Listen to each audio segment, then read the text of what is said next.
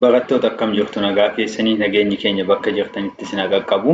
Barnoota keenya guyyaa 60 qabannee jirruuni kutaa 20ffaa geenyeetu jirra. Barnoota keenya har'aatiinis jecha sagalee gabaabaa dheeraa waliin ilaalla. Tartiiba isaatiin sirriitti hordofuu, barreeffachuu, dubbisuu, irra deddeebitanii ilaaluu hin dhiisina. Akkasuma namoonni karaa onlaayiniitiin gama keessaatiin barachuu barbaadanii lakkoofsa armaan gadiitiin gama iimoo, waatsaappii fi teelegiraamiitiin nu bilbiluu dandeessu. Sabiskiraayib, sheer, laayik taasisuun namoota kaan biraa akka ga'us taasisa. Kallattiin gara barnoota keenyaatti jecha sagalee gabaabaa dheeraa kan waliin ilaallu ta'a. Jecha sagalee gabaabaa dheeraa gaafa jennu jechi akkuma beekamu sagaloota irraati kan inni walitti dhufu. Sagalee gabaabaa dheeraa gaafa jennu jalqaba irratti gabaabaa ta'ee kan itti aanu immoo dheeraa gaafa ta'u jechuudha. Amma qaa kana bira uu tokkittiitu jirti jechuudha. Kanaaf sagaleen kun maal jechuudha? Sagalee gabaabduudha.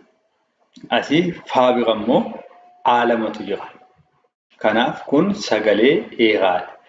Gama jalqabaa kanaatiin gabaabaa itti aansee dheeraa. Kanaaf gabaabaa dheeraa jenneetu waamna jechuudha. Jecha sagalee gabaabaa dheeraa jechuun akka kana fakkeenyonni asitti barreeffamanii jiran hundi isaaniiyyuu kana wajjiniin kan wal fakkaatanidha.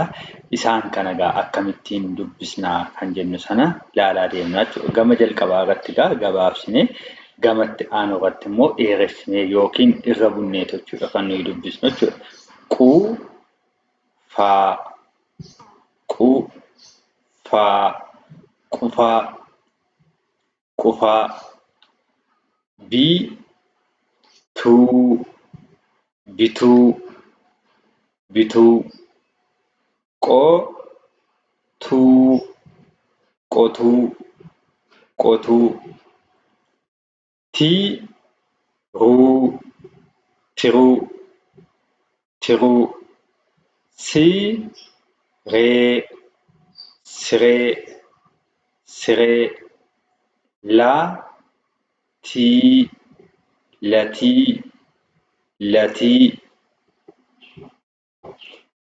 qaa bee qabee qabee muu daa mudaa mudaa fuu rii furii furii sagalichoota akkas goote.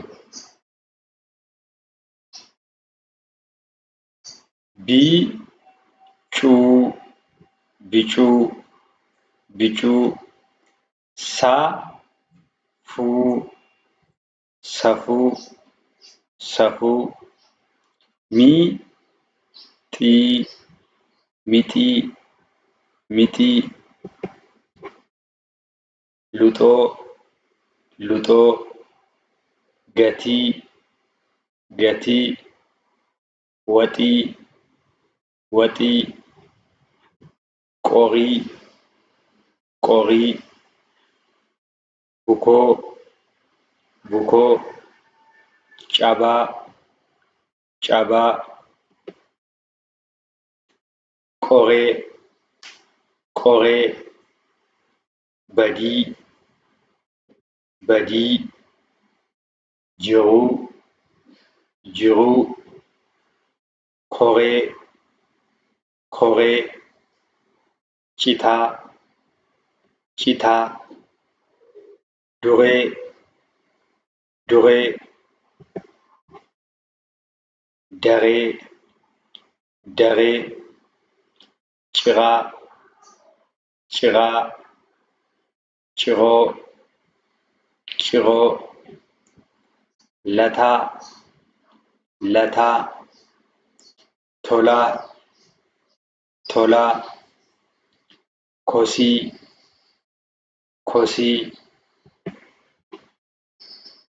carii carii deem deem sodaa sodaa haatuu haatuu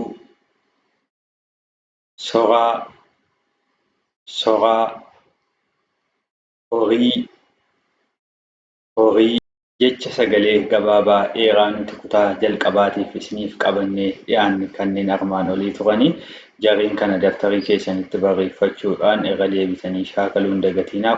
Kutaa 21ffaa barnoota keenyaatiin kutaa lammaffaa jecha sagalee gabaabaa dheeraa itti fufnee kan waliin ilaallu ta'a. Haga sanatti nagaatti nuuf tura.